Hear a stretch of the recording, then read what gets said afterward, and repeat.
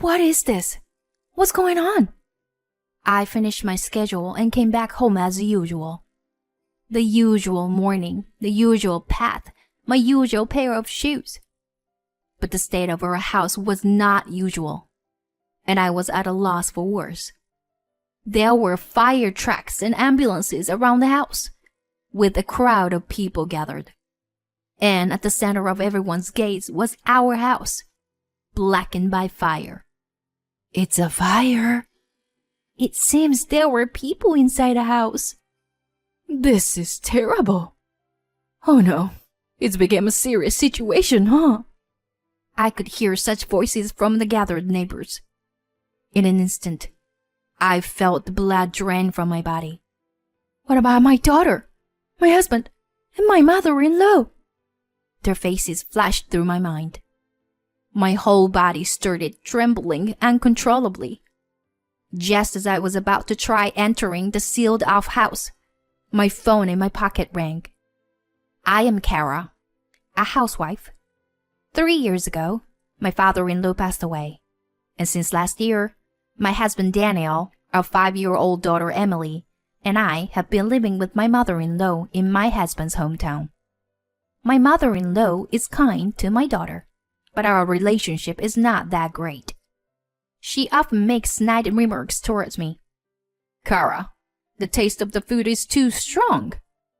Are you trying to give me high blood pressure? Such nagging happens almost every day. Even though I don't season the food too strongly, I find it tiresome to argue. So I apologize and say I'm sorry. Kara, there was dust in the corner of the hallway. Honestly, you're so bad at cleaning. I'm sorry. My mother-in-law interferes with household chores like cleaning and laundry, which bothers me. I recently realized that no matter how carefully I clean, it doesn't make much difference because my mother-in-law always finds something to complain or nag about. Even though my husband knows about our situation, he doesn't say anything, perhaps thinking it would be troublesome to get involved. I once discussed my mother-in-law with my husband before, but what? Are you trying to say that what my mom said is wrong? Since she's trying to give you advice, you should just listen quietly. Don't come to me with such things. I'm tired from work. That's what my husband said to me.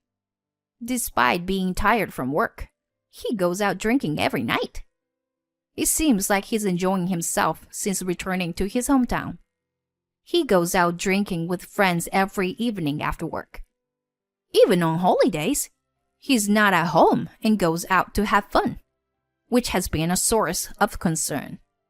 Since coming to my in-laws' house, my husband stopped to help in with household chores and childcare altogether. At first, our daughter used to miss him, but recently, she seemed to have accepted his absence as the norm. One day, when I went to the grocery store, my husband's friend Tyler approached me. Kara, it's good to see you. Actually, there's something I want to talk to you about. When I asked him what it was, he hesitated a bit and whispered, Actually, it seems like Daniel is cheating on you with his ex-girlfriend. What? Daniel is cheating? Everything went dark in front of me. And with his ex-girlfriend. It must be some kind of joke, right? But Daniel is the type who is easily tempted and lenient towards himself. It's not impossible. It was a story I didn't want to believe. But it's true that he's been going out drinking frequently lately. Perhaps he's meeting his affair partner every night. That day, I waited for my husband to come back and confronted him. Daniel, is it true that you're meeting your ex-girlfriend? Have you been cheating? Huh? What's got into you? All of a sudden. I would never cheat. Even today, I just went out with some male friends. But today, I met Tyler at the grocery store, and he told me that you're cheating. Then my husband immediately denied it. Tyler? That guy has always been a liar. You don't have to believe him. I couldn't erase the suspicion in my mind and continued. Really? But since we came here, you've been going out drinking all the time. Even on holidays. You go to the gym or fishing, right? That's because I'm meeting friends or attending work-related events. Stop being so persistent. My husband was determined to stick to his denial. But I could tell he was visibly shaken when I asked him directly about the affair. At the moment, I backed down. But from then on, I tried to find evidence of the affair around my husband.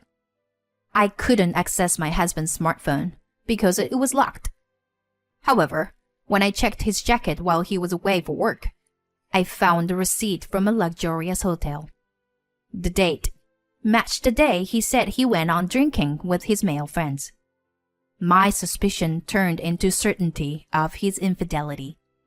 To think he was really cheating. Cheating? Kara, what are you talking about? My mother-in-law had come into the room without me noticing and overheard my murmurs. Well, it's just that... I'm sorry, but... It seems like Daniel is having an affair. What? What nonsense! Daniel is cheating? There's no way he could do something like that. He also said it's a misunderstanding. But there's someone who claims to have seen him at the scene of the affair. And also this.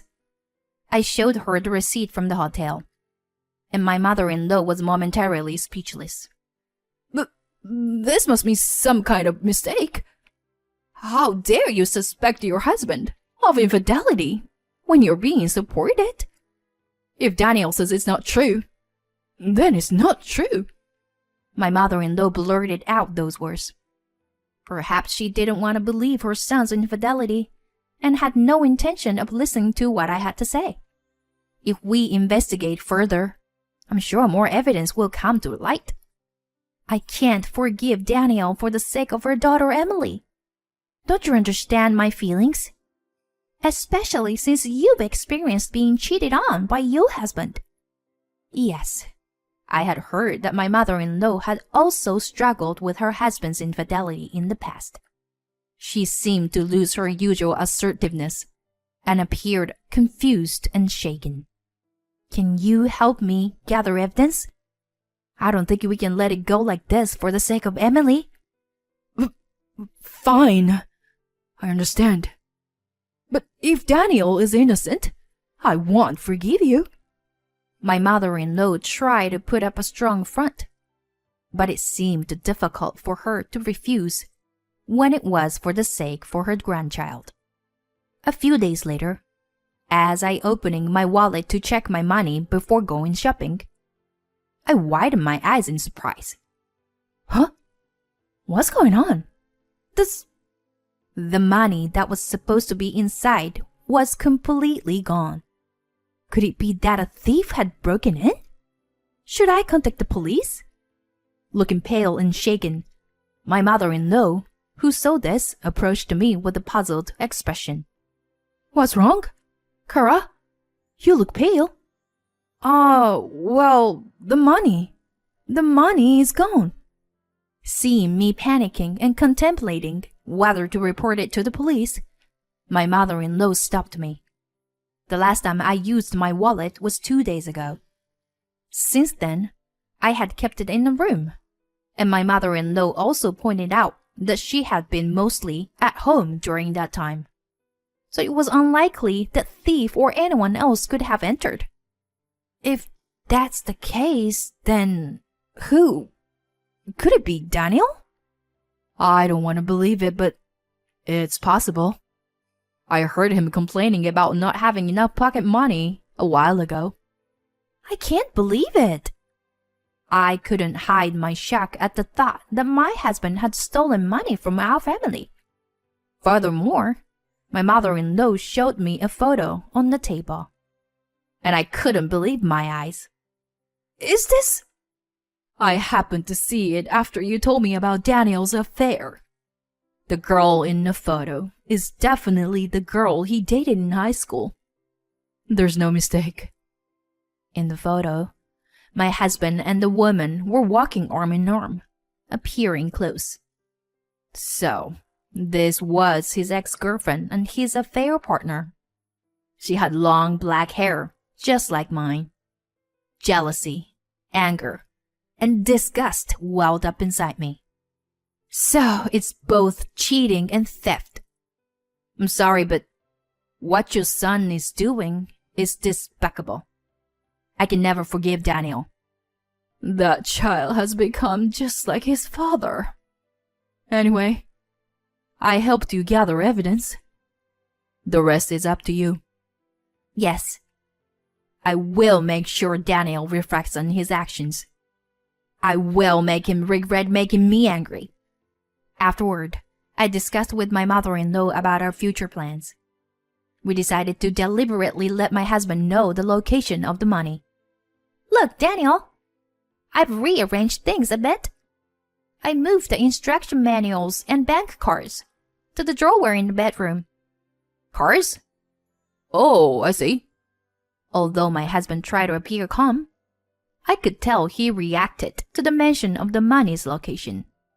As planned, the next day, the bank card had disappeared. That night, as soon as my husband came home, he confronted me. Hey, what is this about? What are you talking about? When I acted ignorant, my husband's face turned red, and he shouted at me. He had the bank card in his hand. There was no money in this bank card at all. Thanks to you, I was embarrassed. That bank card was just recently created, so there's no deposit in it yet. What? I made a fool of myself in front of her. Besides, that bank card is mine, so you can't withdraw from it. And why do you have it? Why did you need the card? Who is her that you mentioned? Oh, well... Being bombarded with questions, my husband must have realized his slip of the tongue. He looked startled, fell silent, and glared at me intensely, frustrated at having been tricked. Muttering something under his breath, he locked himself in the room. A few days later, my husband said he was going out with my mother-in-law and our daughter. Since I had other plans, I was getting ready to go out alone without worrying about it. Then, my husband hurried me. Hurry up. It's disrespectful to be late to an appointment. What? I don't want to hear that from you, who doesn't even keep promises. I stared at my husband, who was acting strangely. He kept urging me while avoiding eye contact. In any case, he seemed eager for me to leave quickly. Aren't you leaving as well? Get ready yourself. Ready? Oh, I'm all set. I just need to leave. He seemed strangely excited. As I wondered about my husband's behavior, I left the house first. A few hours later, I would come to know the meaning behind my husband's action.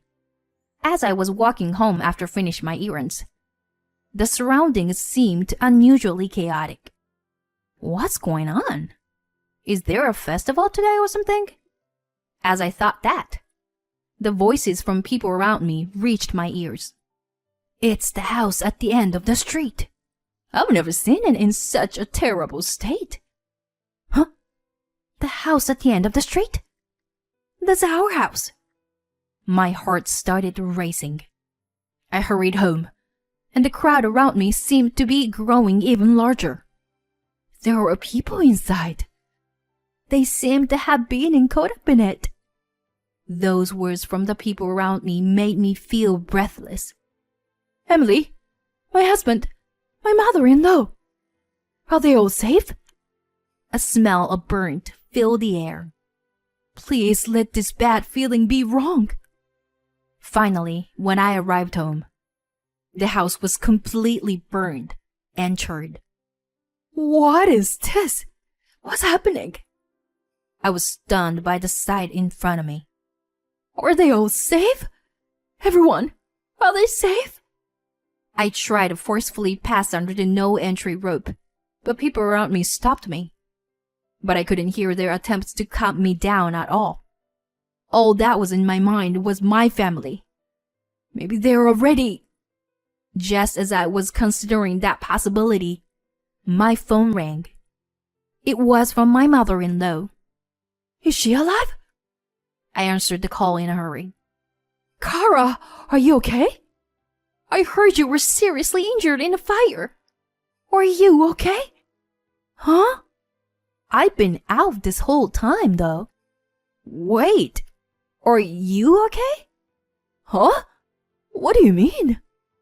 I heard from the neighbors that Daniel and a young woman were taken away in an ambulance, so... That's why I assumed you came home early, Kara. What does that mean? Weren't Daniel and Emily with you? With a confused mind, I asked, and my mother-in-law seemed bewildered as well. After you left, we were about to go out when Daniel received a phone call. It was a work call, and he had to suddenly work from home, so he asked both us to go out. A sudden work call? So, Daniel stayed at home then? I understood everything. My husband must have been meeting his affair partner at home. The neighbors must have mistaken the affair partner for me. With a boiling feeling in my stomach, my mother-in-law told me which hospital they were taken to, and I headed there. When I arrived at the hospital room, my mother-in-law and daughter looked revealed to see that I was safe. Heading to my husband's hospital room, the treatment has already been done, and he was lying in bed. The burns seemed to be minor. By the way, I heard that the affair partner who was taken with him was in critical condition. When my husband saw me, he looked awkward and averted his gaze. Daniel, what happened with the fire? And you were meeting your affair partner at home, weren't you? No, it's a misunderstanding. There's a reason behind this. Stop lying already. I know everything. Seeing my demeanor, my husband seemed to resign himself. He snorted and started talking with a brazen attitude. He said that after returning to our hometown and having drinking party with friends, he ran into his ex-girlfriend and started cheating on me. He admitted that he was spending money every day, so his allowance was not enough, and he was stealing money from my wallet. And today, after fooling around with his affair partner at home, he caused the fire due to careless smoking. Moreover, he left the affair partner behind and escaped on his own. He's despicable. You are the lowest of the low. Cheating on me, stealing my money, and causing a fire. I never thought you could stoop this low. I handed him the divorce papers from my bag. I'm filing for divorce. I have evidence of your infidelity, so I'll make sure to get proper compensation and child support. Wait a minute. What the hell? Don't just suddenly talk about divorce? It was just a momentary lapse with my ex-girlfriend. I wasn't serious about it. Besides, doesn't Emily need a father? Are you planning to take her father away from her? Upon seeing the divorce papers, my husband started to panic. You haven't done anything to be a father figure to Emily either. As I murmured those words, our daughter, who was standing at the entrance of the hospital room with my mother-in-law, spoke up. I just want mommy. I'll be fine even without daddy. My husband was left speechless by our daughter's calm voice. Daniel, just give up already. You have no right to claim to be Emily's father. What's with you, Mom? You never got along with Kara. Why are you suddenly taking her side? Your mother has helped me gather evidence of your infidelity. It's clear that you were so oblivious to our family that you didn't even notice. With a dismissive tone, I blamed my husband. leaving him pale and unable to say anything. And so, time passed, and our divorce was finalized. I received alimony and child support from my ex-husband, and the woman he cheated with paid me compensation as well. Her parents, carrying money, came to apologize on her behalf while she was hospitalized due to severe burns. As for my ex-husband, he lost everything, money and home. Once his injuries healed, he started working desperately, day and night, living as a live-in worker. His local friends distanced themselves from him, and now he has no friends and doesn't even go out anymore. My mother-in-law moved to another state to live with my sister-in-law, cutting ties with my ex-husband. I returned to my hometown, and with the help of my parents, I'm living a happy and enjoyable life with my daughter. Although my daughter said those things in the hospital room, I worried that she might feel lonely and miss her father deep down. Mommy, I'm glad we could say goodbye to Daddy. I want to see you smile. Emily said that with a calm face, far beyond her 5 years of age. There may be difficult times ahead for her after separating from her father, but I believe it was the best decision for both me and my daughter. I couldn't spend my life with someone who lied to their family, stole money, and neglected his responsibilities. 2 years have passed since then, and today I'm waking up early for work and preparing breakfast for the 3 of us. 3 portions. Tyler, who informed me of my ex-husband's infidelity, and is now in a serious relationship with me, is planning to get married. It turns out that Tyler has had feelings for me since before I married Daniel. Initially, I couldn't even consider getting married again so soon after my divorce, but he was being consistently sincere and kind. I can see that he genuinely loves my daughter as well. Thanks to him, I now believe that in order for my daughter to be happy, I need to be happy too. I want to protect and nurture this happiness with all my might.